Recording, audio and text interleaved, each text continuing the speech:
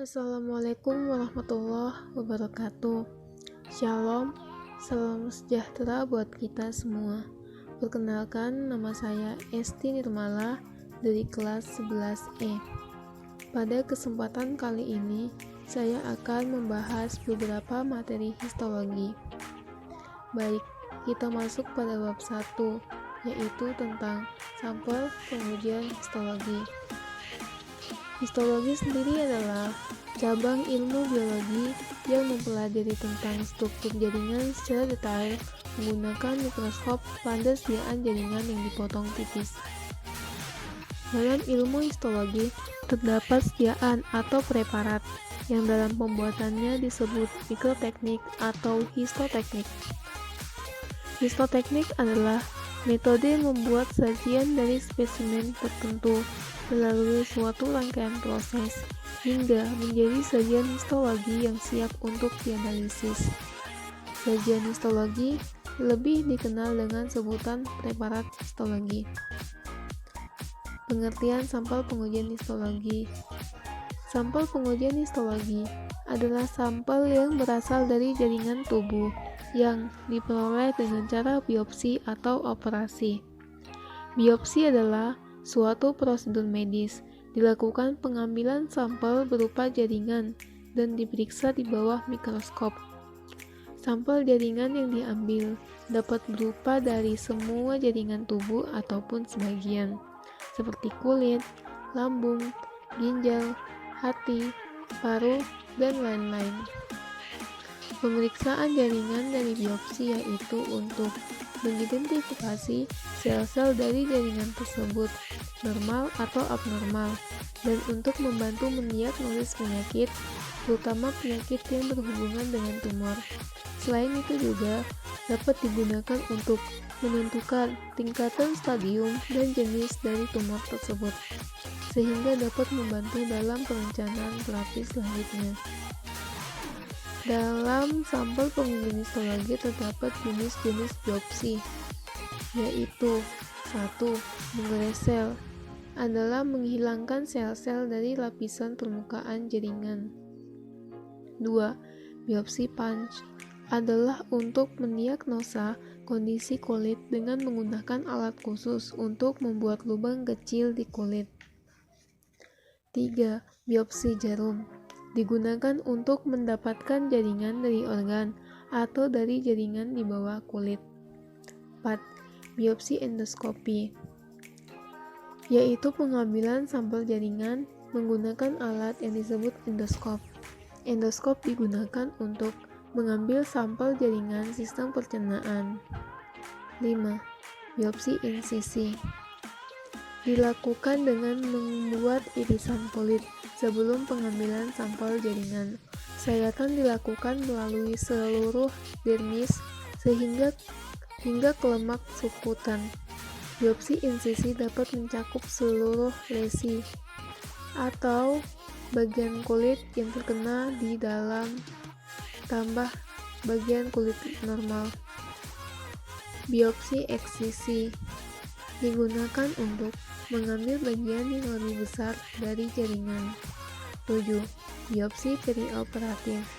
Jika persetujuan diberikan, biopsi ini dapat dilakukan selama operasi.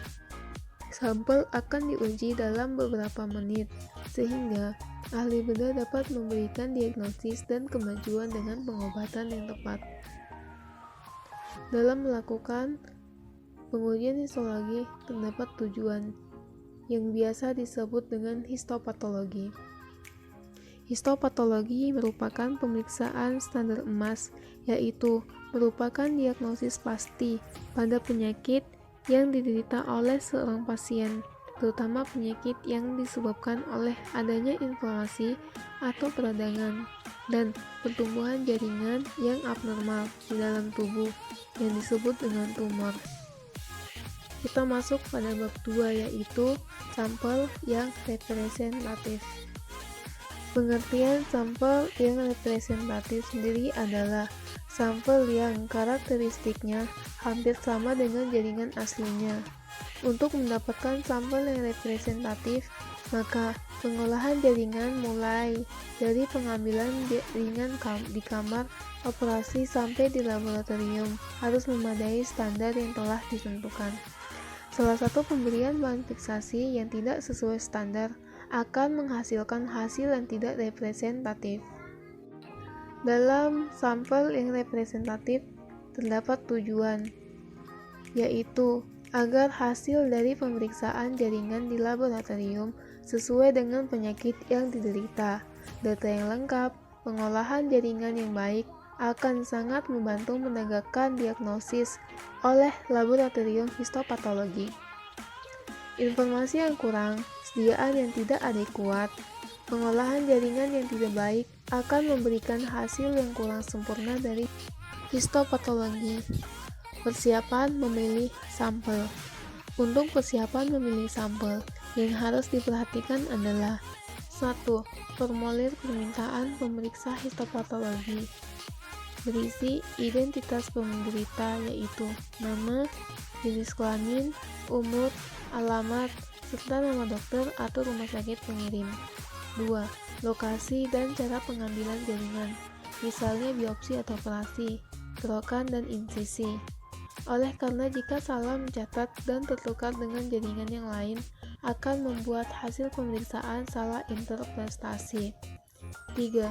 Keterangan klinik pemeriksaan penunjang laboratorium, foto, USG, dan diagnosis sementara sangat diperlukan untuk melengkapi data yang akurat sehingga membantu diagnosis patologinya.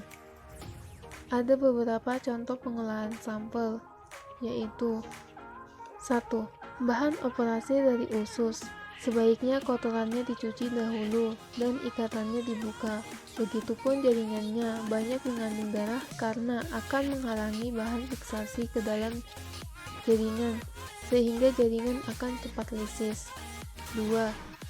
Apabila bahan terlalu besar, maka jaringan tersebut harus diiris-iris dengan jarak 4-5 mm agar larutan fiksasi akan masuk dengan sempurna, tetapi bagian bawahnya tidak sampai lepas agar dapat direkonstruksi kembali. 3. Apabila uterus yang dikirim, maka irisan harus sesuai dengan porosnya.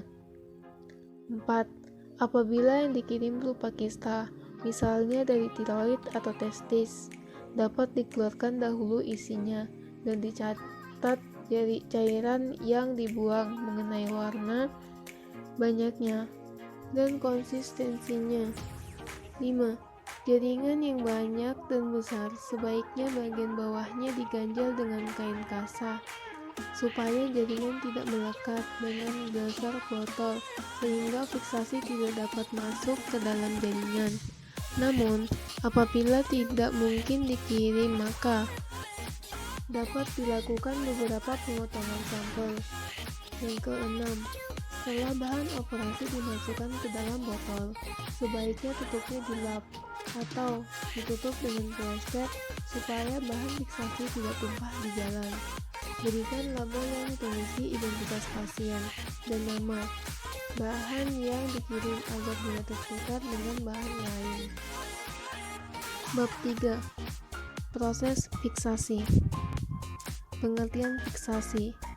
Fiksasi sendiri adalah stabilisasi unsur penting pada jaringan sehingga unsur tersebut tidak terlarut, berpindah, atau mengalami perubahan selama prosedur selanjutnya. Fiksasi yang benar adalah dasar dari semua sajian histologi yang baik. Kesalahan yang dilakukan pada tahap ini tidak akan pernah dapat diperbaiki lagi pada tahapan selanjutnya. Jadi, hasil akhir sajian histologi yang baik sangat bergantung pada cara melakukan fiksasi dengan baik.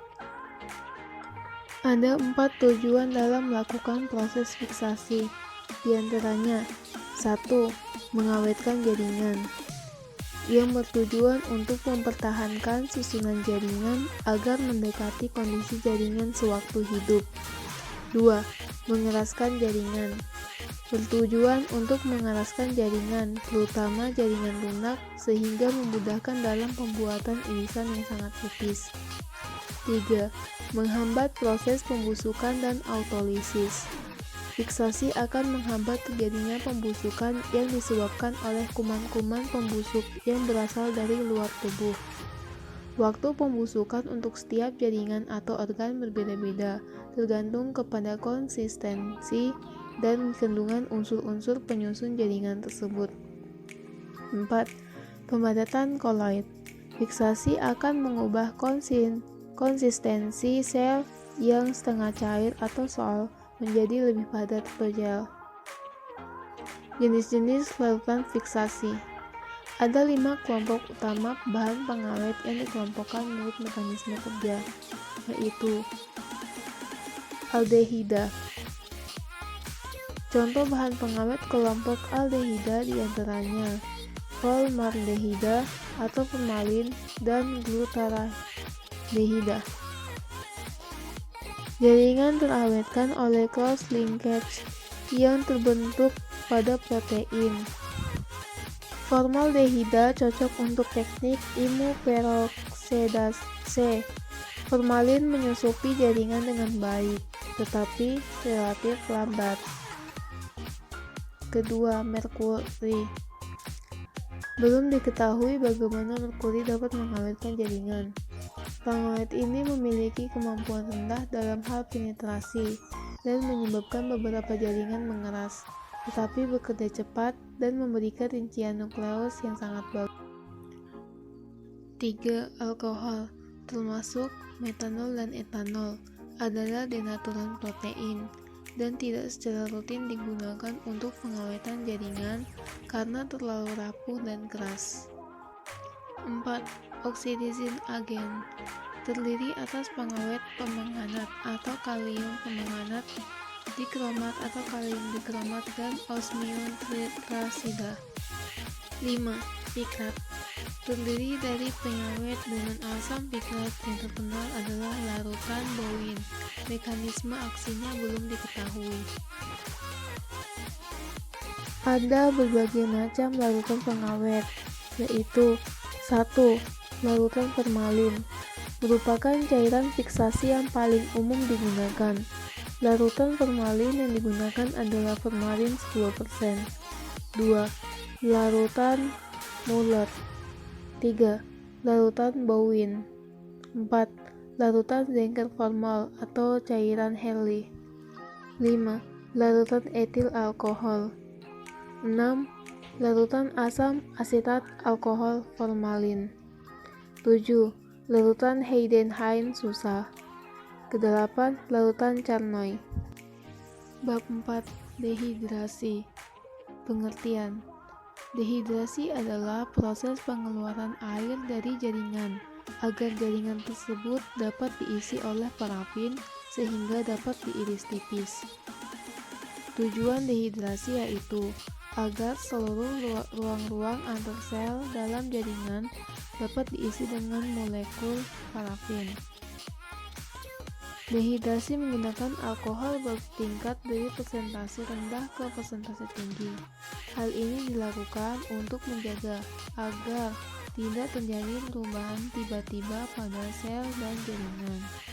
Macam-macam larutan dehidrasi yaitu alkohol, sukrosa 20%, dan metil alkohol atau spiritus.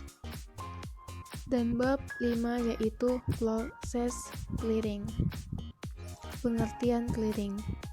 Clearing atau pembeningan adalah tahap untuk mengeluarkan alkohol dari jaringan dan menggantinya dengan suatu larutan yang dapat berdekatan dengan parafin.